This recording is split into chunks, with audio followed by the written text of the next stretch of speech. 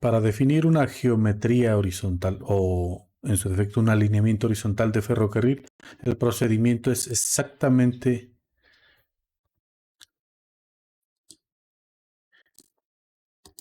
el procedimiento para un ferrocarril es exactamente el mismo que de carretera. Entonces, ¿cómo se es en el apartado aquí de planta alineación? Defines primero que nada un nuevo eje. Aquí le das a añadir eje. En nuestro caso le vamos a llamar ferrocarril a ese eje. Le vamos a asignar una normativa de planta. En el caso de los ferrocarriles esto es un poquito más sencillo porque toda la normativa del alzado y la planta se encuentran en ese mismo fichero. Hay una norma bueno, depende del tipo bueno, del país donde te encuentres, vas a tener mayor influencia o menor, tanto de la AREMA, por ejemplo, en América será mucho AREMA y en la zona, bueno, el resto del mundo casi es UIC, Unión Internacional de Caminos de Hierro, es la traducción literal del francés. Unión Internacional de Ferrocarriles, básicamente. UIC. Bueno, esas normativas usualmente están concentradas por la Administración de Infraestructura Ferroviaria o ADIF, que es una empresa española que le da mantenimiento a la línea de ferrocarriles de alta velocidad de España. Hay otros organismos en otros países, pero aquí tenemos a la mano, bueno, usualmente casi siempre son las mismas ecuaciones, más o menos coeficientes muy similares entre sí, en todo lo que es la zona europea. Bueno, es que también está todo muy unificado. En el caso de aquí para este curso podríamos utilizar cualquiera de estos. Por ejemplo, ferrocarriles 1431 por ejemplo, de ancho internacional, que es 1435 milímetros. Esto es la separación entre un ril y otro. Y por ejemplo, cuando cargamos esto, aquí tiene diferentes criterios de, para la hora de hacer el cálculo de ferrocarriles. Depende del modo de trabajo bueno, si es puramente ferrocarriles, puramente pasajeros, perdón, puramente mercancías o puramente pasajeros o en su defecto como es mixto. En el caso, por ejemplo, de los de alta velocidad, en ese caso son puramente pasajeros.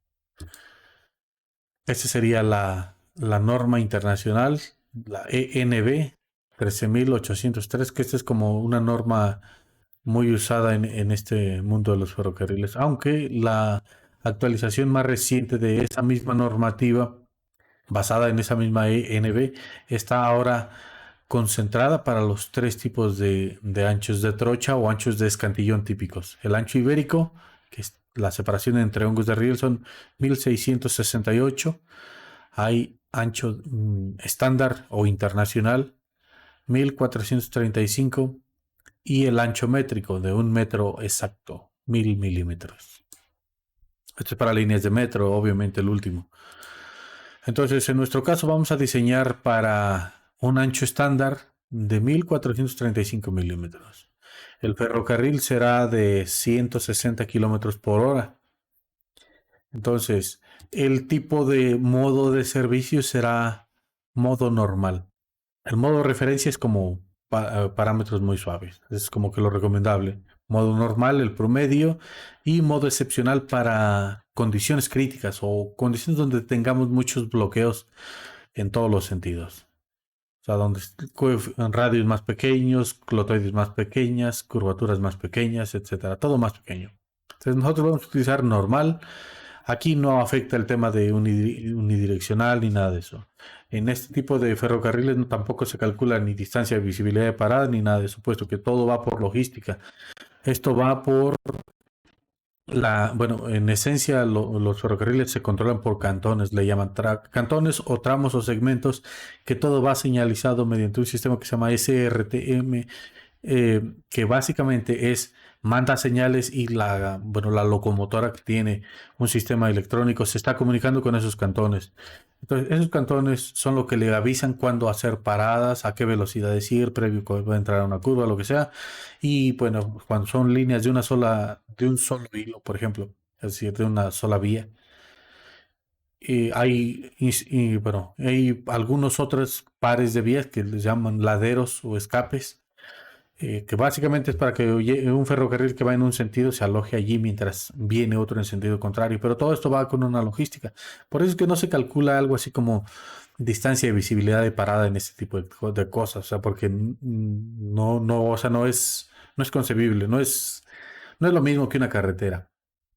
En el caso, por ejemplo, de líneas dobles, de vías dobles, usualmente hay cruces. También cuando pasa que vienen en sentido contrario, también por el tema de la logística y la señalización. Bueno, también traen algunos aparatos de vía que te permiten cambiar de la vía izquierda a la derecha o viceversa, o en su defecto, son aparatos compuestos que se llaman travesías o breteles o trenzados, porque básicamente son una cruceta, una cruz.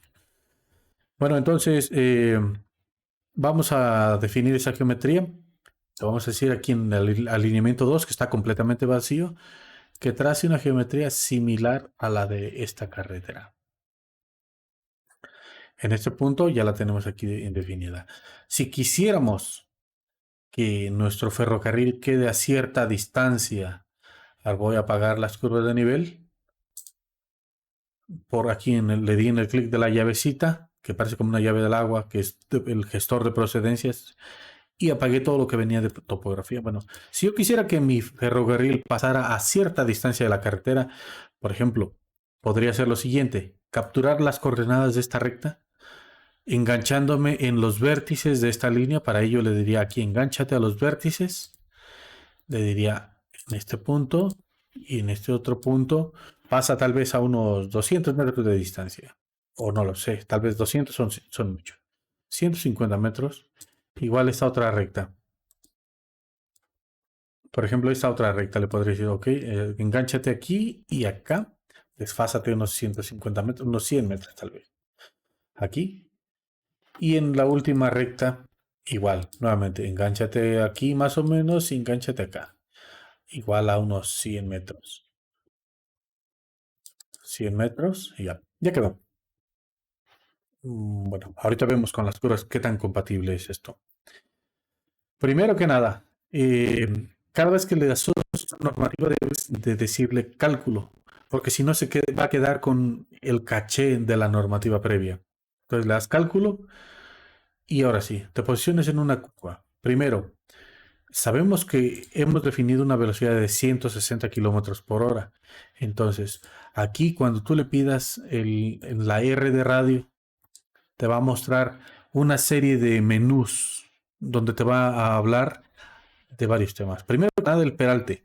Los peraltes son desniveles entre los rieles izquierdo y derecho. Y se mide en milímetros.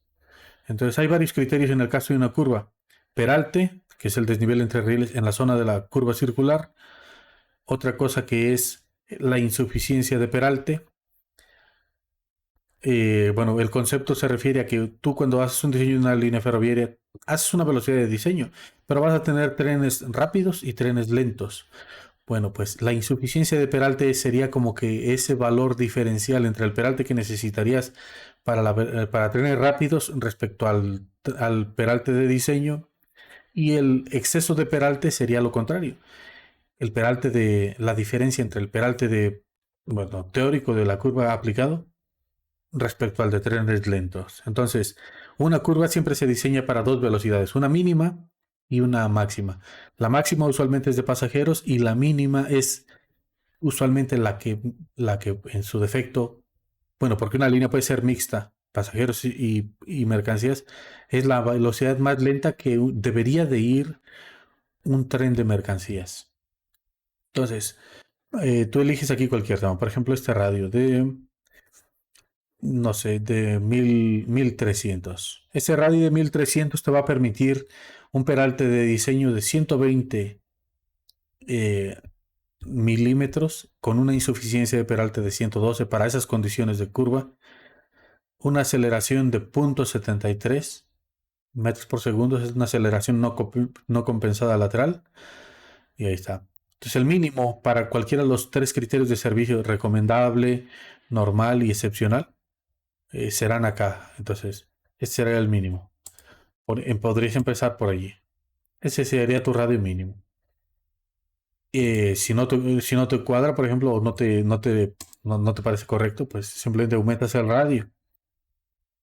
Y la clotoide, por ejemplo, se dimensiona dependiendo del peralte que tengas. Cuando tú le has asignado aquí esta tabla, él intuye que vas a tener aquí un parámetro de peralte, pero tú todavía no le estás indicando el tramo de velocidades, la tabla de velocidades acá abajo en la cual vas a restringir esa curva. Entonces, ¿qué es lo que puedes hacer? Bueno, previo a calcular la curva, la clotoide, le debes de dar aquí en peralte. Le vas a pedir que te lea la velocidad, que te calcule el peralte. Son los mismos 130 metros, 130 milímetros que decían aquí en las ecuaciones. eh, y le vas a restringir una velocidad mínima. Entonces la velocidad mínima, bueno, si tú no le movías el valor, aquí esta velocidad mínima la leía de la tabla. Entonces la velocidad mínima que te iba a entregar era la de 70 kilómetros por hora. Salvo que tú le restringes aquí a esa velocidad mínima, pues bueno, ¿esto para qué lo hago? Para que cuando Istram te emita los listados, te aparezca el exceso máximo de peraltes calculado acorde a las ecuaciones que te aparecerían en una hoja de Excel. Porque en todo caso, Istram te mostraría este valor de exceso de peralte, porque tomaría el valor mínimo de esa curva. Es decir, aquí de 70 hasta 220 o en su defecto la curva mínima, la velocidad mínima 70 kilómetros por hora contra este radio de a 160 sería de este peralte. Entonces, obviamente por eso te marcaría este exceso de peralte y podrían argumentarte que está mal calculada. No está mal calculada. Lo que pasa es que no está restringida a la velocidad inferior límite. Entonces, por eso tal vez el cálculo del exceso de peralte te saldría diferente. Aquí, bueno, por ejemplo, le puedes ir aumentando la escala del radio. Por ejemplo, en este caso, este diagrama lo tiene varios. Por ejemplo, ese es desde 0 hasta 10.000 metros de radio. Y de 0 a 160 milímetros. Un radio más y entonces va desde 0 hasta 2000. Un clic más de 0 a 700, a 800 y así. Cada una de las escalas. Mientras más grande la escala, más pequeño es el radio. Entonces, nosotros estamos en el apartado más o menos de los 1000. A nosotros nuestro límite sería aquí. ¿Qué significa esta gráfica? La gráfica, la línea amarilla es la ley de peraltes bueno, aplicados. La roja, por ejemplo, esa corresponde a la insuficiencia de peralte. La azul es, por ejemplo, aquí vemos que es el peralte mínimo como tal. Entonces tú deberías de alojarte aproximadamente en medio de estas dos, mientras que esta otra línea gris, por ejemplo, el peralte teórico, bueno, este te puede ir calculando valores excedentes, pero todas esas gráficas están cortadas en un valor superior. Número uno, la línea de color cian, que es el peralte real o el peralte teórico o calculado aplicado. Esta línea está cortada en 160 milímetros porque esa es la restrictiva internacional. Si la vía va a ser de balasto, usualmente se limita a 4 pulgadas o a 100 milímetros. Si va a ser vía en placa, se llama que es una losa de concreto, vía en placa, o por pequeños segmentos de losas, o vía tipo reda que se llama. Usualmente ahí sí no importa y te vas hasta los 160 porque son elementos fijos que nunca se están desnivelando y siempre están ahí fijos. Por eso ahí sí puedes poner 160 milímetros, pero en vía balazada usualmente hasta 100, 110 máximo. Entonces, bueno, aquí tenemos 130 milímetros de peralte, una velocidad mínima para pasajeros, para mercancías de 85. Aquí te va a dar tus valores generales, radio mínimo para esa velocidad. Tenemos 1200, el mínimo es 965 para esta velocidad. Claro, tú también podrías decirle, sabes que todo el tramo es de 160, pero esta curva quiero que sea de 140. Entonces, para esa velocidad de 140, el radio mínimo con esas condiciones o coeficientes que están aquí dados de alta, estos coeficientes para esa tabla de velocidades, por ejemplo, esta es la velocidad mínima de cero. En nuestro caso sería la de 70 a 220. Entonces nosotros estaríamos interpolando los valores calculados para 220 y por ejemplo, para 70. Entonces, esos serían. Peralte máximo es el límite de corte. Este está aquí dado de alta. Lo puedes tú editar. Peralte máximo para tu tabla o tu proyecto. Constante de aplicación, cero es ley proporcional, que es lineal. Aceleración no compensada, usualmente es la insuficiencia dividido por 153 y son metros por segundo cuadrado. Una línea más o menos de 220, pues tiene coeficientes recomendados de 0.65 metros por segundo cuadrado en aceleración lateral, aunque está tolerable en 1 metro por segundo cuadrado en laterales.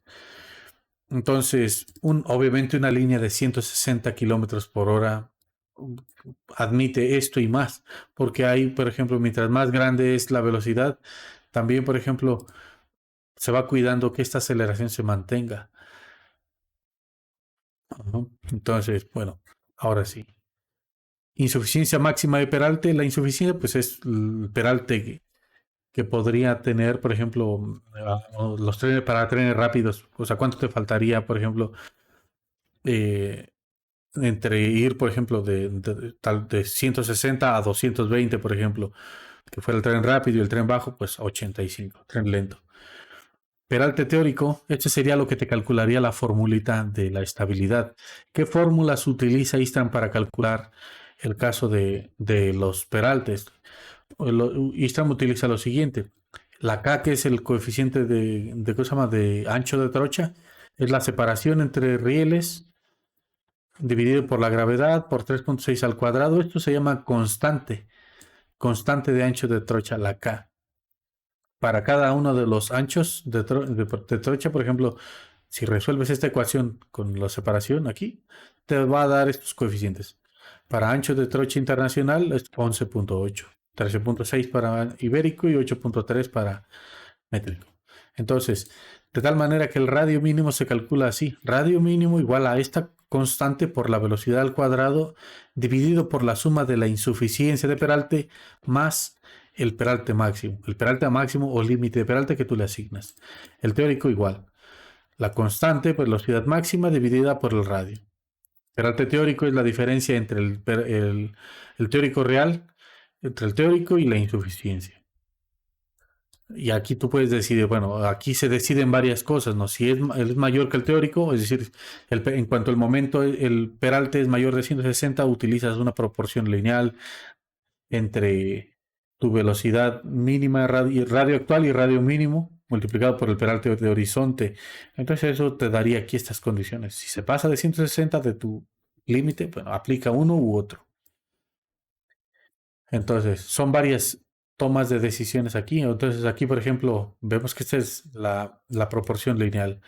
El radio mínimo dividido por el radio que tengas actualmente multiplicado por el peralte máximo. Esto te va a dar entre 0 y 160. Una proporción lineal, por eso decíamos. Para el caso de las clotoides, la limitación geométrica es la mínima de la rampa. El peralte que debes de tener en milímetros dividido por la longitud de la clotoide es un triángulo.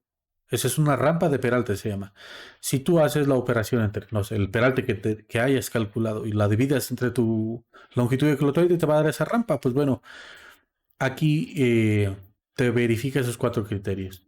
Rampa, variación de la insuficiencia de peralte, variación del peralte en el tiempo, que es la dinámica, la longitud por clotoide y agarra la mayor, la longitud que se determina es la mayor de las tres, de estas tres, mínima de rampa, mínima de confort y mínima por variación de peralte o de dinámica, que le llama. Bueno, y la A pues es la raíz cuadrada de radio por longitud. Entonces, esto todo va de la mano. ¿Cuál es la velocidad mínima? Aquí dice que si el peralte práctico o ley de peraltes es mayor que el excedente o del exceso de peralte, hace ¿cómo se llama? Este cálculo. En el momento que le sale un peralte negativo, pues para él intuye que es cero. Porque recuerden que las ecuaciones tienen limitaciones, no son exactas y que, bueno, son aproximaciones, ¿no? La naturaleza pues tiene muchas cosas que no se pueden representar así de sencillos, pero son fórmulas muy prácticas que te permiten hacer el cálculo. Es como cuando vas a calcular un peralte por fórmula y el peralte en lugar de salirte un valor positivo te sale negativo, pues quiere decir que tu radio es tan grande que no necesitas peralte.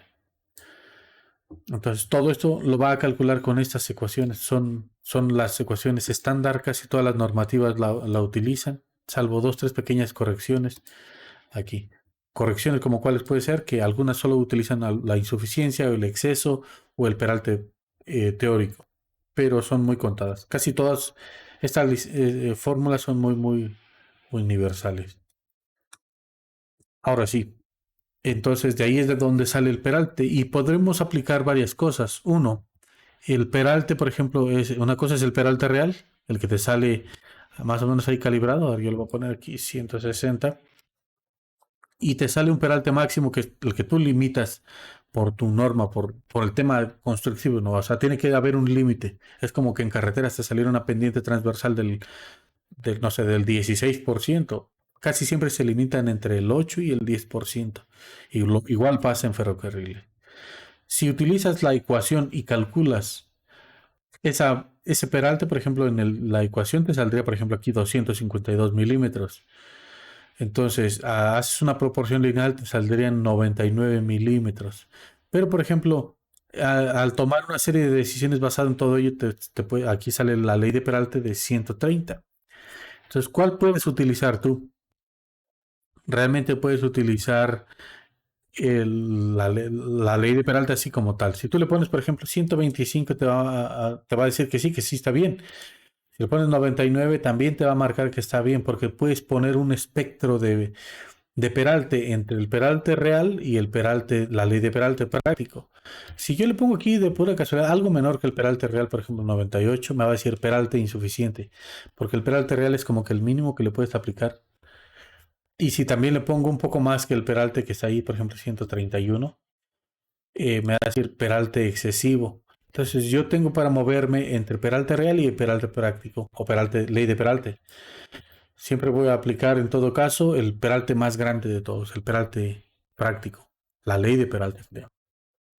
Y voy a restringir una velocidad de operación a una mínima para que sea concordante con los cálculos de una hoja de Excel X. Aquí ya lo tengo. Bueno, pues ya quedó definido este apartado. Entonces, ya tengo asignado un peralte para esta curva. La próxima vez que yo le dé aquí en clotoide me va a mostrar una galería. Ya le definí velocidad máxima, mínima, un peralte y obviamente basado en eso va a proponerme una longitud de aquí. Por ejemplo, ahorita tengo 30 metros por default y abajo me dice, ¿sabes qué?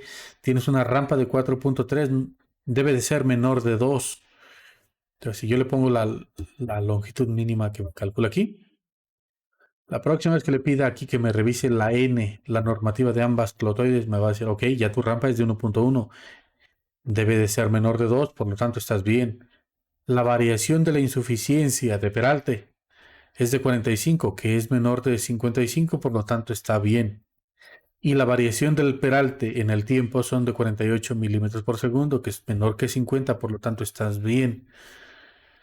Entonces, abajo me marca la tabla de velocidades. Me dice, tu tabla de velocidades para estos cálculos de esta clotoide y peralte es la de 70 a 220 kilómetros por hora en modo de servicio normal. Aquí me da los radios. Listo. Entonces, esto me puede servir para argumentar, bueno, mi diseño. Todos estos tipos lo puedes meter en un Excel y te va a salir exactamente lo mismo. Igual ahora la siguiente curva. En este le vamos a poner el radio mínimo. Vamos a elegir, dice, el radio mínimo para condiciones normales. Y si le ponemos, por ejemplo, la longitud mínima, le vamos a dar clic en calcular, puede ser que se nos traslape un poco. Pero bueno, entonces le voy a decir aquí que se desplace a 150 metros. Y bueno, este lo voy a decir que esté a 80 tal vez. Ya quedó. Entonces así no se nos traslaparía, por ejemplo, la curva. Por alguna situación vas a tener restricciones. También, si no te parece el radio, también puedes restringirlo aquí al mínimo normal. Y una vez que hayas hecho el cambio de esa curva, que voy a recalcular el peralte. Le voy a decir, asignale nuevamente un peralte. La velocidad y todo eso mínima se queda, la máxima o de pasajeros se queda y listo. Entonces ahora sí que sigue, pues redimensionar la clotoide para esa nueva condición de peralte y de radio. Y así ya queda. Así se dimensionan más o menos de esta manera. Entonces aquí en este otro caso, observen, aquí esta tengo asignado un peralte que le llama peralte obligado, porque yo le di clic a este botoncito. Pero en esta otra curva no le he asignado un peralte obligado. Porque, ¿qué es lo que estaría intuyendo Istram? Estaría intuyendo que tú puedes agarrar este valor, el peralte de 160, estas insuficiencias, esta clotoide, para esa condición de peralte de proyecto. No está obligado. Pero, por ejemplo, cuando tú entregues el cálculo, a ver, cuando tú generes la línea, por ejemplo, el reporte, te va a aparecer allí el exceso de peralte calculado, decíamos, con 160 de radio, con peralte de 160 y la velocidad te va a aparecer con 70 porque es lo que marca la tabla. Obviamente el exceso de peralte que te va a emitir es el de la tabla, porque es el valor mínimo de la tabla.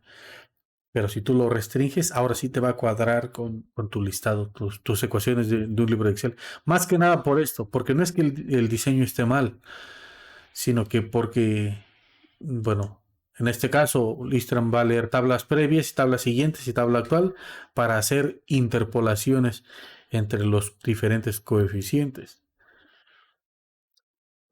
Bueno, dependiendo del tramo de velocidades.